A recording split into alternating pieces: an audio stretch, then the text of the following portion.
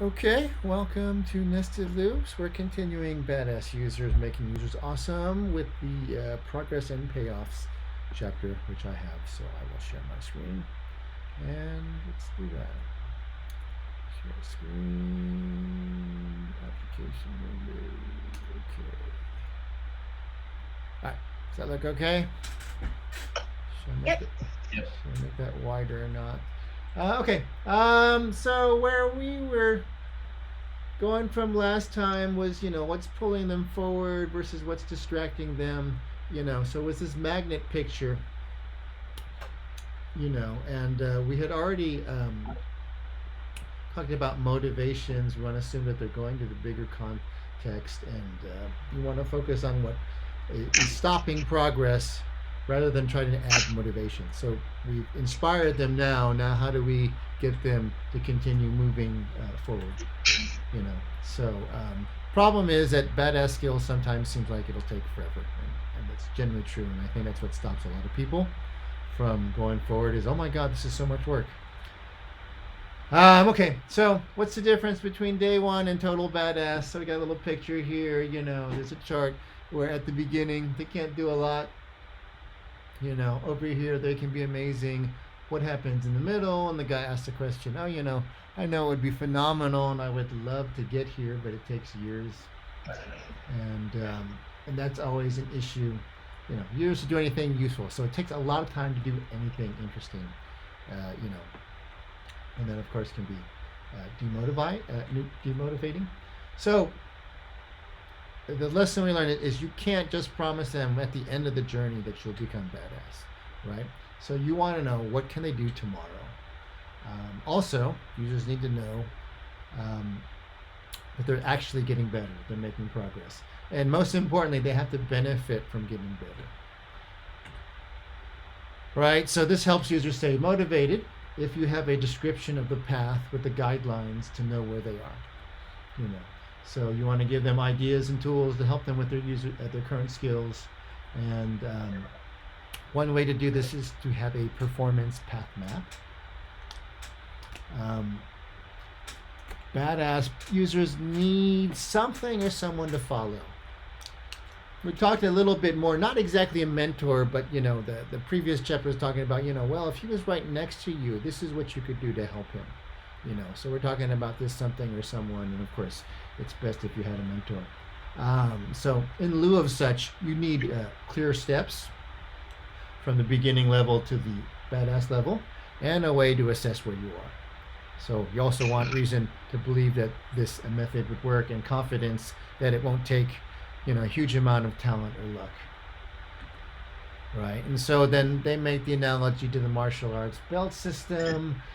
So he's got this picture of various colored belts, and as an example of something that is a clear, credible path, defines each step along the way and a way to assess progress, and provides increasing benefits for each level. So that's his example there. So it is what you do that's important in these paths rather than what you learn. But if you can't do that, if you can't make a path like that one, then what steps to take next or read or study is better than nothing at all.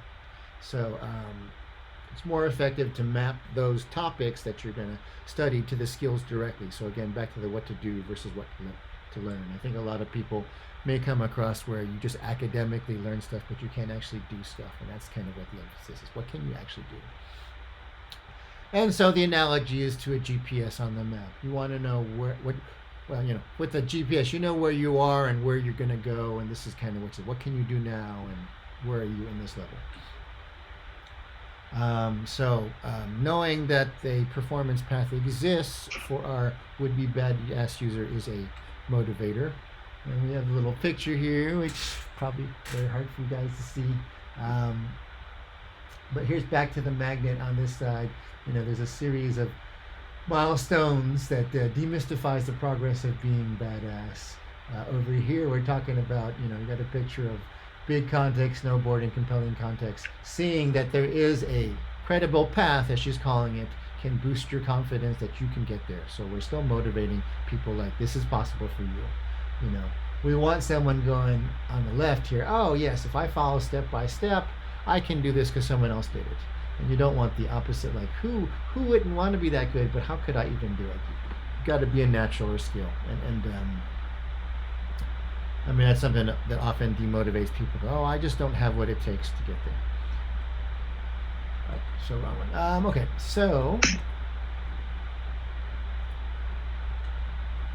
so you can either find or create a performance path map. To find one, well, depending on the context and the domain, you could look to professional organizations or industry standard groups if that applies to you. If it's a course that a college might provide, you could look at their degree curriculums for a program or a degree.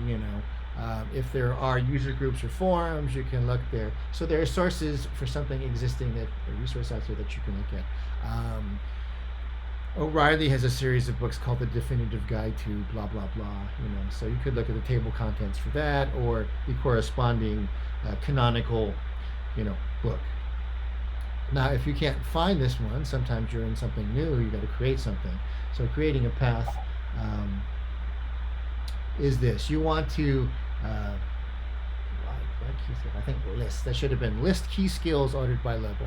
So, and this is sort of going back to like that karate belt, thing. At white belt, you learn to kick and punch, and, at purple belt, you're spinning and flying, and black belt, you are mentally commanding things, with the power of your Hadoken, so that one. So you can slice up the groups to make your rank. So I kind of preempted the bullet here on the levels per stuff.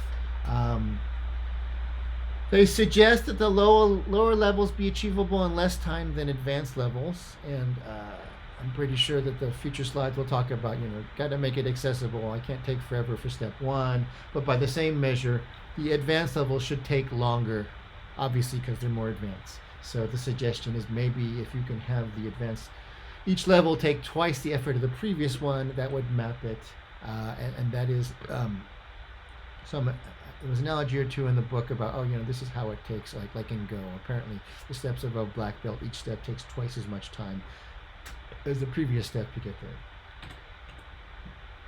All right, so they talked about, well, let's find out from experts what to do, and had some cute graphics about, oh, I believe this, oh, I believe that. So experts don't always agree on the best path. You can see that in a lot of things.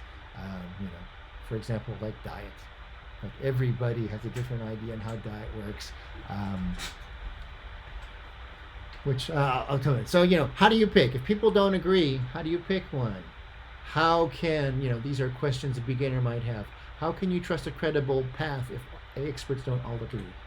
And that's a question you have to solve when you're presenting this credible path to hopefully guide your users. And so Kathy says, experts disagree because they don't know.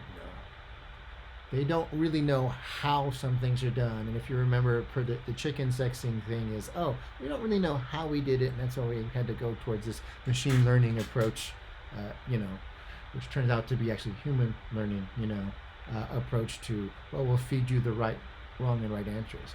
But so they don't actually know, but of course everyone who's expert, they convince they know exactly what it takes to do such thing. So, but Kathy says it's actually encouraging that experts don't agree, because it says there's more than one way to get there. And going back to diet, you can see, some guys are vegan, some guys are carnivore, you got paleo, you got Atkins, you got various things, of which I in my opinion, the common thing is stop eating man-made junk. That's the thing that's common for everything. So, you do that and you don't overeat, you probably can do pretty good. Okay, so now the problem with the experts, when they're making these advice and how they might be missing the bigger picture, is a lot of times they're teaching what's easier for them to represent, via various teaching methods or, words, pictures, however their media of teaching is. But they're not actually teaching what's the most valuable for improving performance, which actually this is kind of a topic near and dear to my heart for a number of topics, things I'm working on these days. And she says they're missing the deeper core of the perceptual patterns and practices that build real results. So people don't agree, but there are some right things and there are right ways to do those things. And per the experts not agreeing on the optimal path, it's a robust path, even if it's not the optimal. And maybe there is no optimal path. But the key is you really want to have your users continue to progress despite any problems that might come their way. When you're making this path, or in general, when you're trying to learn anything, you risk losing users if progress is dependent on ideal conditions. I've got just the right things, right? Paid for the $100 course, or I have a live-in mentor. If it's too hard to have conditions to progress, then you'll lose people. And of course, so thus we want to have a robust approach and not a fragile one. So, what is the secret to a motivating path map? Well, to use the belt analogy, it's not about the belt, but the progress, right? The belt represents where you are, and it's a tool for gaining access to resources, and it's about what the belt reflects and enables, and ultimately meaningful progress. And this is something people who do martial arts, when a lot of people, they're all stuck on the belt. Oh, what is this? How come I'm not this belt yet? Oh, I can't wait to get XYZ belt. And by the same measure, certain belts have, when you get this belt, people quit because, quote unquote, they've achieved their goal, which was the belt and not the actual skill. And so, and that's always an issue, I think, in martial arts and people trying to run martial arts as a business and whatever. But it reflects a real thing where people miss what they want. But going back to badass users want the results. They want the results that make them badass. And it's not so much about the, the badge. Right, so now we're down to the exercise, which is, okay, map to a color-coded belt system, your context. If the tool has a long path, then you could do it for your tool. So this is like potentially a two-part exercise. One is, take your context and map the belt system, and then if your tool in this context is also a long path, map that. So yesterday I was trying to figure out what could we do that is a tangible exercise. Though again, this is something I think we should do at our company for our stuff. What's the tangible exercise that we can look at and try to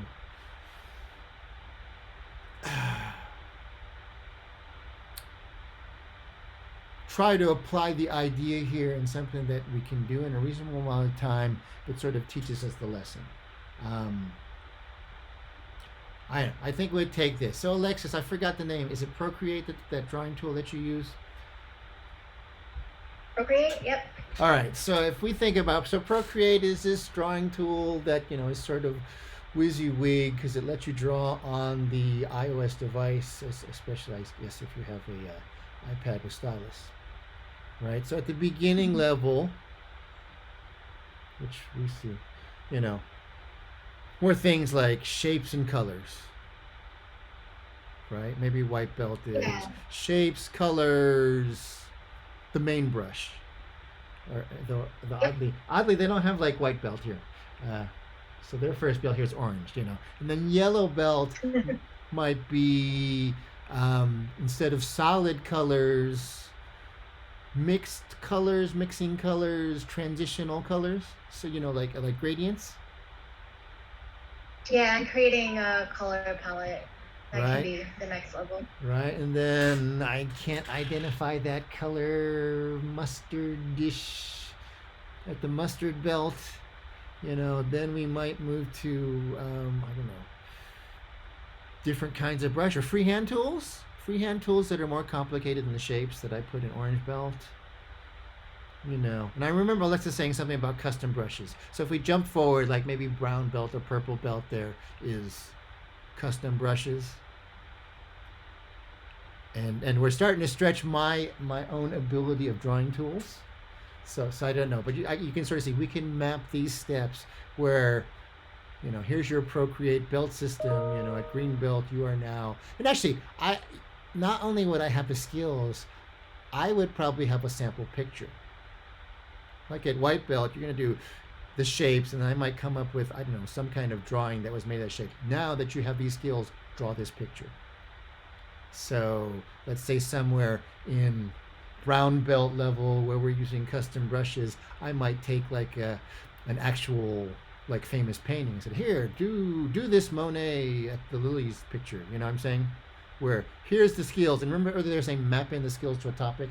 It's one thing to be able to draw up. A lot of people go, well, what can I do with this? I'm like, well, hey, now that you've mastered this brush stroke, you can make this kind of Monet-like picture.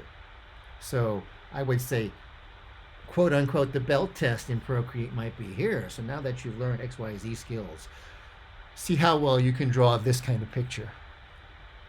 So I bet you up in black belt now you're able to do like photorealistic drawing things if that's the goal. And obviously there could be probably different paths. Maybe you don't care about photorealistic. So one path could take you towards photorealistic. Some path could take you towards, well, you kind of like impressionism colors, so you can draw impression.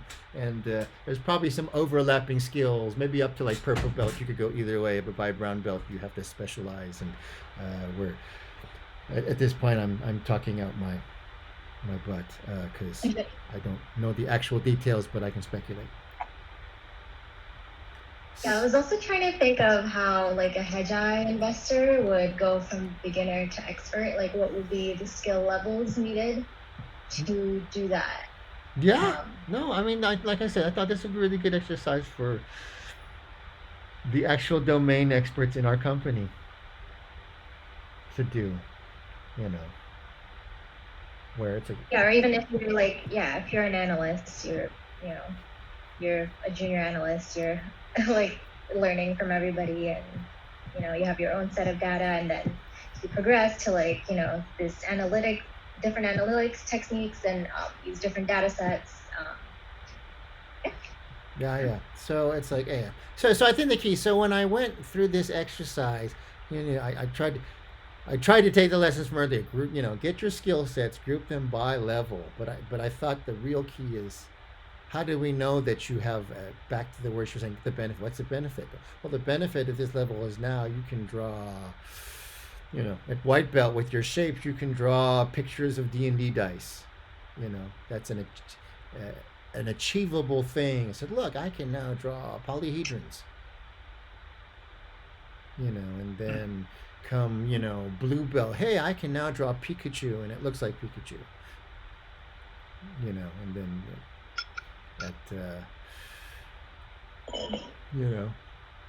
at brown belt, I can draw the Mona Lisa, with, these skills, where you can see each builds on the previous. You can see what skill I'm at. Well, I can draw Pokemon. I can draw Charizard. So, and I thought that ultimate here, not just here's the skill, but here's the project. I think I mapped that to like the good programming topic is here's the skill, and then here's the project. Like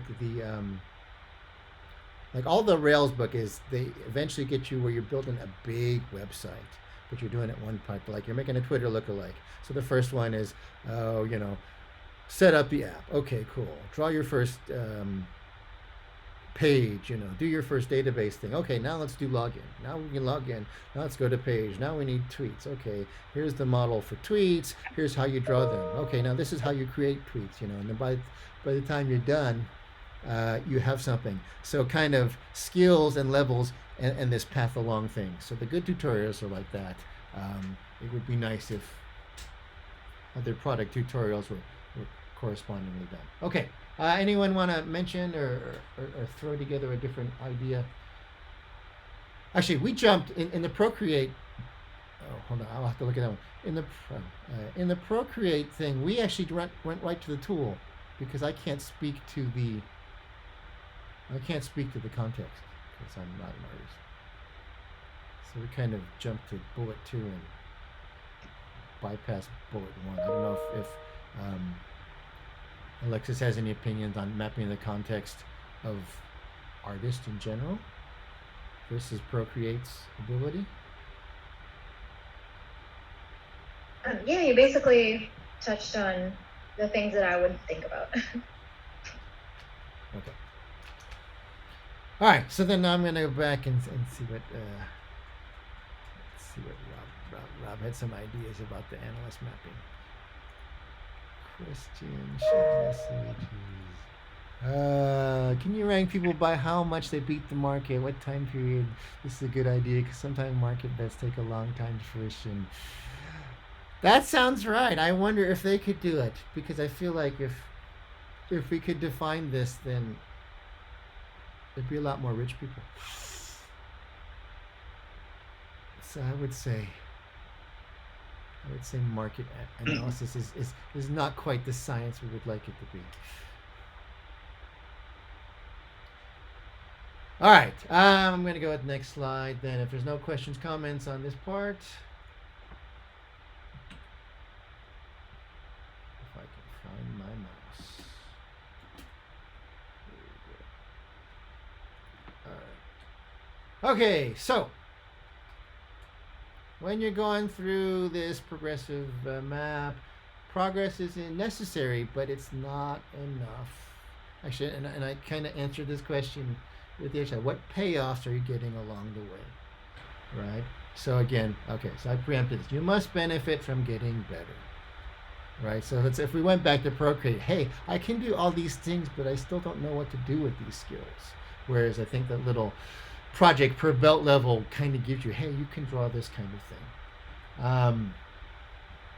So now we're looking at getting a time limit. It's making something achievable. What can they do in the first 30 minutes? What will he do? What can he understand? What can he do but doesn't understand he could do? So we're going back to making that early reward for people. What can he do? What can he do that he doesn't know? Hey, did you know you could do this? Right? What support does he have? And does he know he has this? Does he know that there's contextual help? Does he know that there's a forum? Does he know there's the Procreate version of Clippy? Right? What would he do if he couldn't break anything? And I think, as far as getting any tangible skills, you kind of really have to experiment. It's kind of back to the machine learning of, chicken sexing. Just look, do, experiment. Well, what if this? What if that? Right? And that kind of moves us to section here is we want to lower the threshold for someone doing something meaningful. So again, we're trying to get someone to functional. Meaningful is the key word here. To do something useful to get them along the path and motivated. And if they can do something meaningful, they get surprised or delighted. Hey, I can do this. This is awesome. That's the motivation thing. I mentioned Keynote again. Hey, I just used Keynote and I made a really good looking presentation. Half the time it would be for PowerPoint. That's something that way. So, and again, you want the guy to be, again, the focus on badass is he is awesome or she, but not what the product does. Not the product is awesome, I am awesome. All right, so the previously stated problem here is, when we're doing the marketing, before they are a paying customer, it's all about the context. Hey, you're a photographer, you're making pictures, that's awesome. But the second, of course, they paid pony down, we just give them the thick manual, here's the tool. Right, so you want to keep the context big. Okay, so that's still a problem, but now we have a new problem now that we're trying to make path maps. The question here is, what do they think they can do in the first 30 minutes versus what they can actually do? And it's like, oh, I'm going to buy this software and I'm going to be up and running in this so much time, and then what happens? And we'll say the opposite of this one. So if anyone's ever bought music software to record stuff, you go all excited like, oh my god, I'm gonna buy Logic and I'm gonna go and make my next record, and you go and there's 5 million things for everyone. You pull down the mixer and through 2 channels and then all these things, and you get befuddled, and so here's the problem that hits you. Oh my god, I bought Logic for, I don't know what it costs, $250, $300, and now holy crap, I can't understand anything and I'm discouraged. And this can be true for audio equipment. This I'm gonna get, this to be great, oh my god, it's got 400 knobs, and then you get discouraged. And I think the reverse of this, if anyone's used GarageBand on iOS or Mac, it's pretty easy to get running.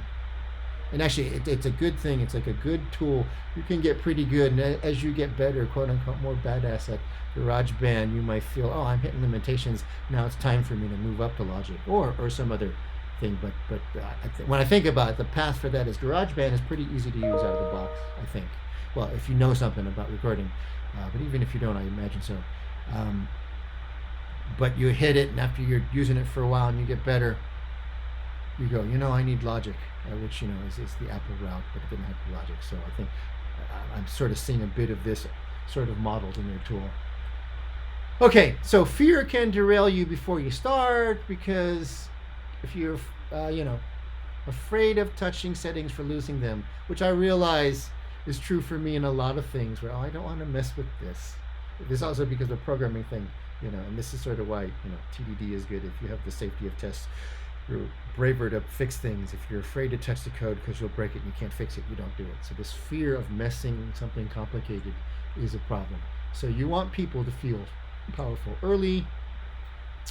And per the previous chapter about anticipate, compensate, for helping them around, you want to not have them afraid to experiment, And so we go at the picture here on the left.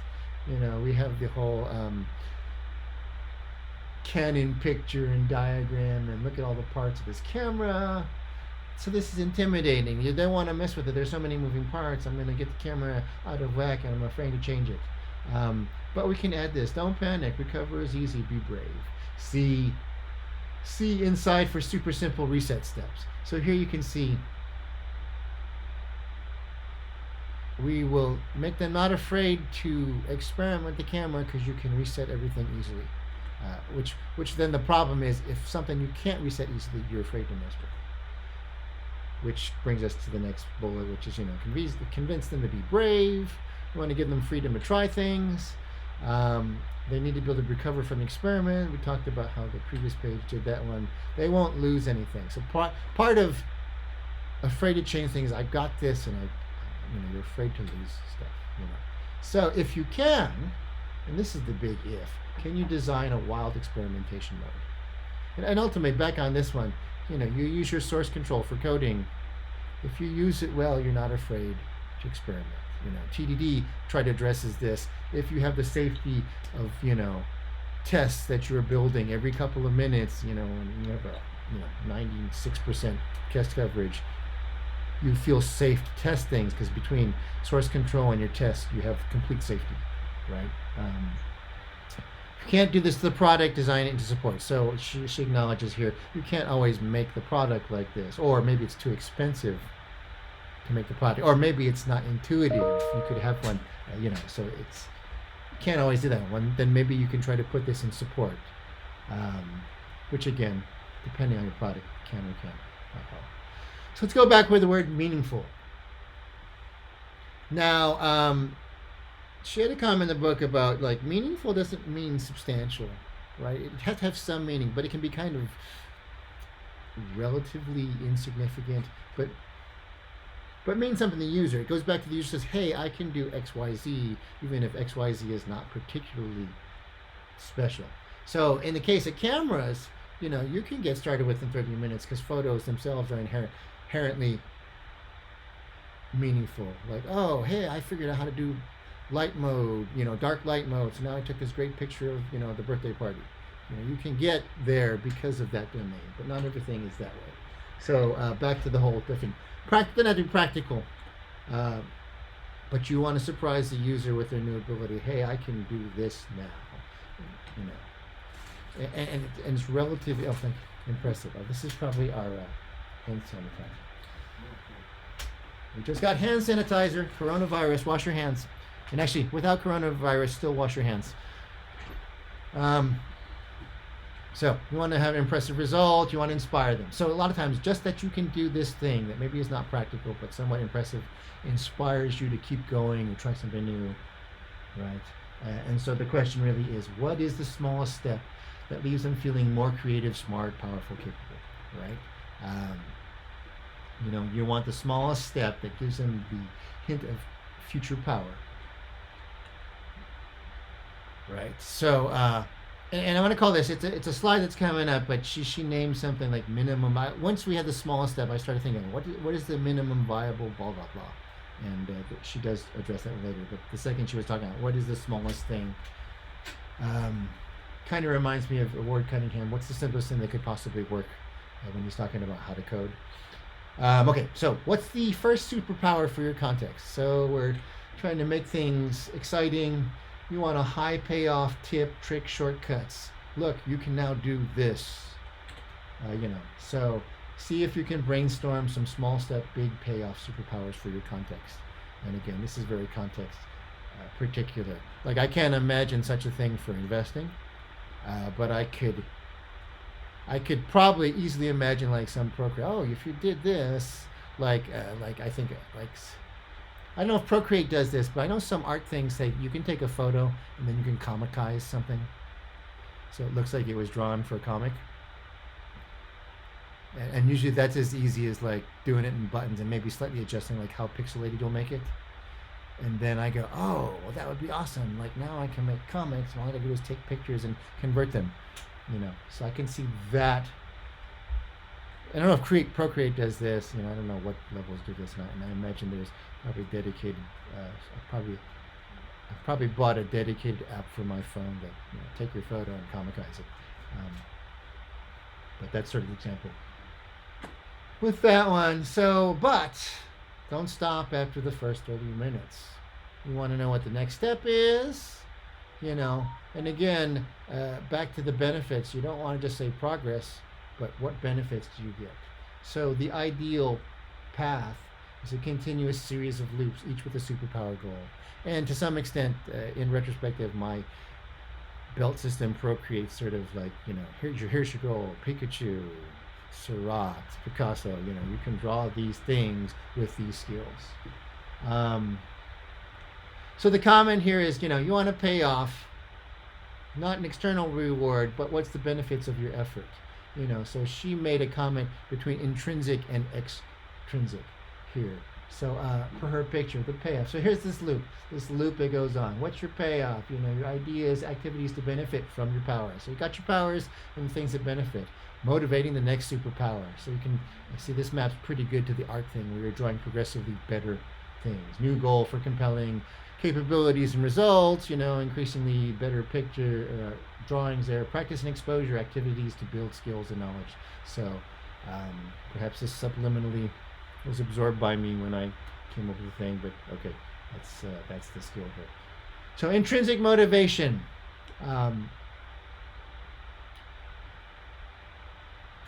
She takes two examples. We talked earlier about high res. I can't remember if we talked about flow that much in the beginning, but the high resolution, again, we're talking about a deeper, richer experience.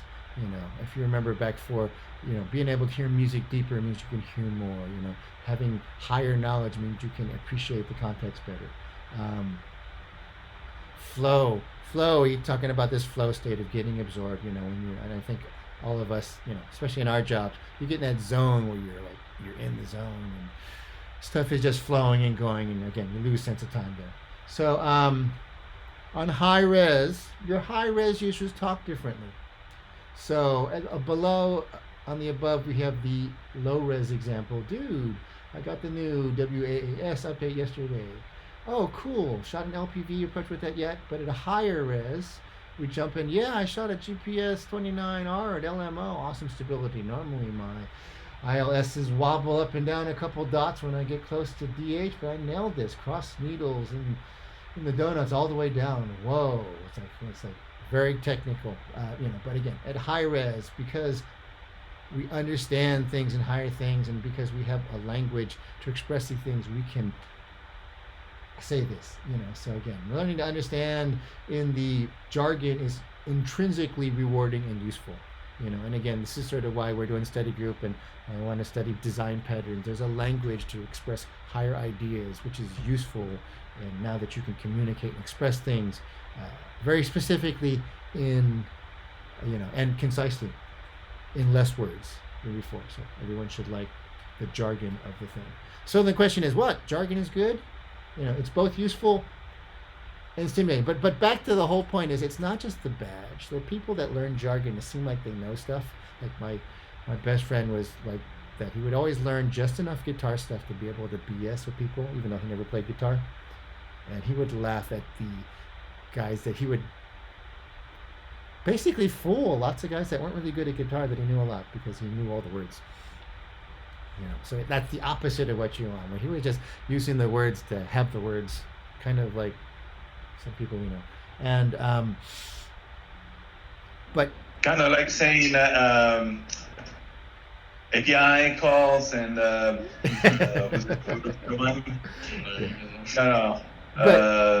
race condition.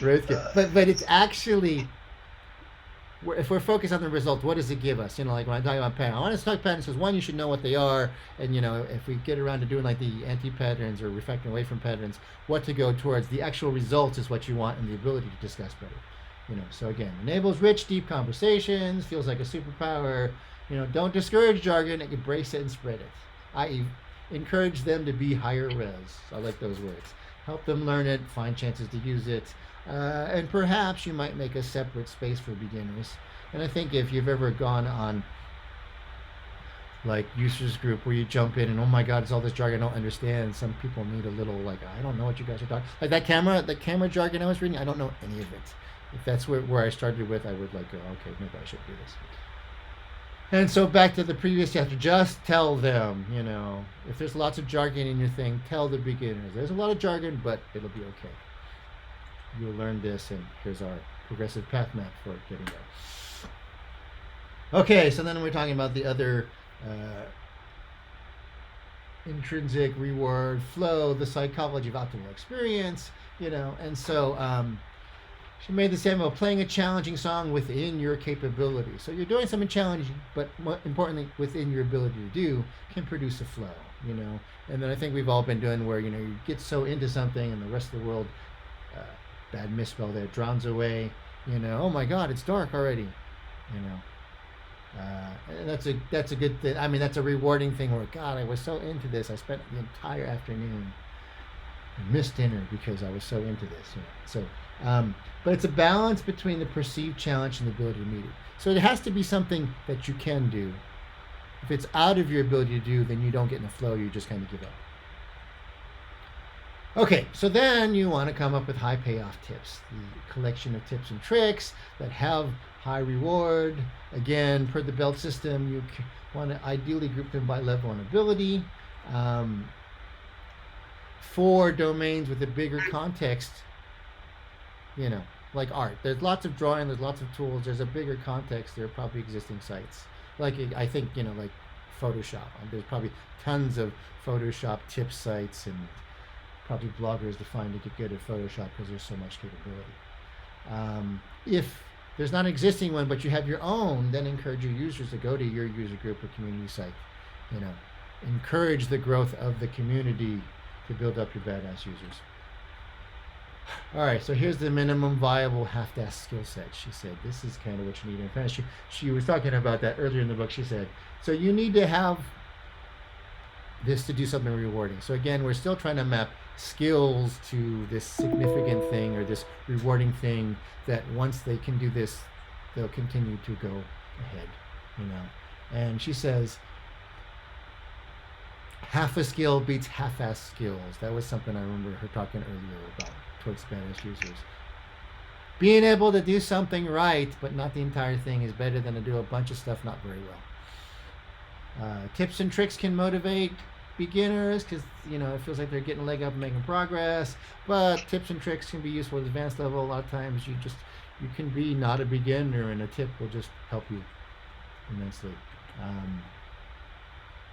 So it's not about shortcuts per se, but really like bypassing unnecessarily long way.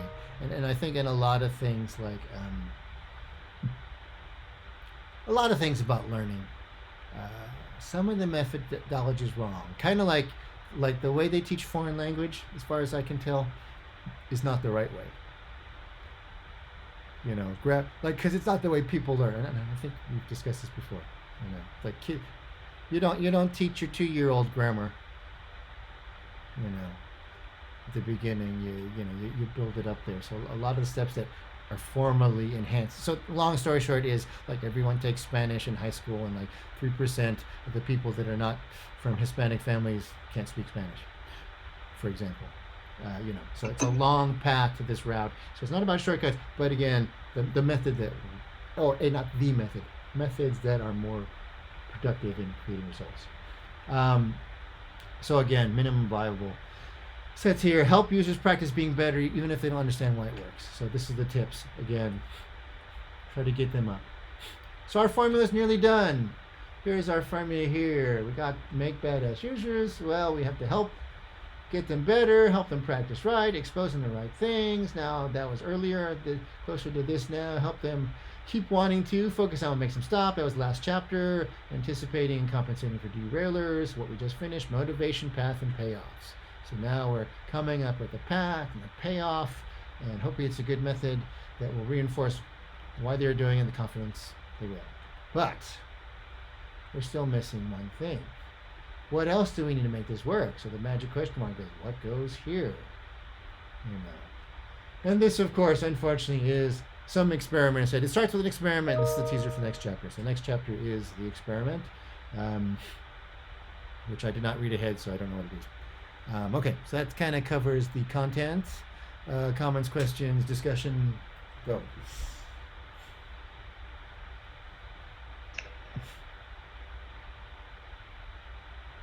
All right. Resounding silence. So no comments, questions. Okay, but the only comment I have is about, in the book that Alexis and I read, they talk about, in order to be motivated, things need to be challenging and work at the edge of your expertise or edge of capabilities. Now, I can't remember exactly the passage, but it talks about how somebody qualified how much of the edge of your capability is, and that would be like 4% above your capabilities and skills. Yeah. And of course, you say like that's an extremely hard things to quantify. Yeah. Their precision. So I'm wondering how they come up with 4%. It must have been something about performance, like exercise or playing music, speed. Very measurable. Because have a Fitbit or something. But I don't even know how you measure what 4% of your ability is to play something. Unless it's speed. Like the only thing I can imagine is, if I can play this etude at 100 beats per minute, then maybe I could do 4%. And play it at 104 beats until I can do that right, and then 108, or what I'm saying? Aside from things like that, I don't know how you quantify it. Like an etude, it could be not just speed, but also how many mistakes you make, right? Yeah. How many acts and you got right. There's a lot of things you can do with a performance. Yeah. But something that is like a drawing, like creative, at 4%, I would have no idea. Yeah. What that would be, like if you were painting. Yeah, some things just aren't measurable, and it comes down to the process that you have, and the book talks about that too. Right.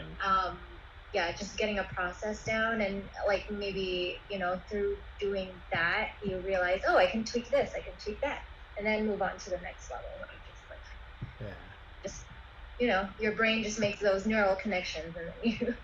Well, I definitely see that in trying to teach functional things. Like, there is a zone, like if you're teaching martial arts, where to do this, okay, you take them up to the limit of, he can block the bulk of the things at this intensity, so we just raise it a smosh. And then you get him enough time where, okay, so we raised it up, and now you're blocking a third, now you're blocking half. Okay, once you're blocking about 80% again, then we can nudge it up a bit. And so I've definitely looked at levels where, so this would be the best way to increase this skill. You put them under slight pressure where they have to succeed. And as they succeed, and that's kind of where they do the machine learning. That didn't work. That didn't work. This is working. This is kind of working. Okay, I'm getting it. You can overwhelm them, and some people can recover in that, and a lot of people can't. And then the reverse is some people need a slower pace. Okay, no, you can't increase that much. I'm going to have to stay at this level longer until you get it before we move on. So that's a very variable thing. But now that I have the magic 4%, I'm going to be applying that everywhere. 4%. I'll be saying that all. No one will understand today at BJJ why I keep talking about 4%. But that'll be my inside joke too. Of course, no one will know what the joke is. Okay, cool. So if there's nothing else, who wants the next chapter? The next chapter is called, and then it's How many more chapters are there? Support Cognitive Research. Let me see. We're gonna find that in epilogue. Let me see if I can figure this out. Can I figure out how many chapters? Well, if I look at where the scroll bar is down, it looks like we're about 3/4 through the book. So next one is Support Cognitive Resources. It starts off with the aforementioned experiment. 1, 2, 3, 4.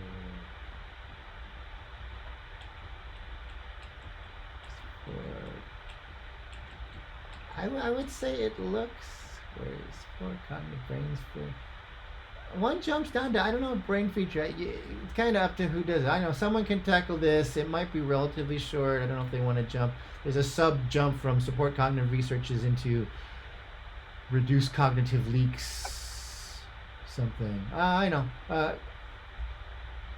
Who wants to go next?